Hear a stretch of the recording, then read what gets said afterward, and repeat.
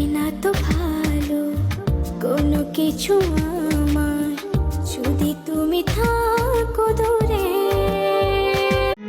তোমায় দেখতে দেখতে আমি যেন অন্ধ হয়ে যাই দুনিয়াতে।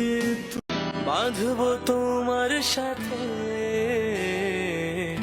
আমি আমার জীবন, আমি